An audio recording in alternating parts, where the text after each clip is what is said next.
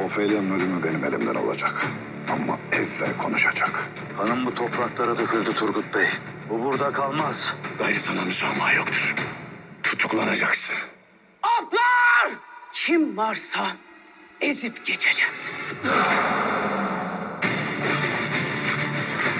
Ekilik çıkması yakındır.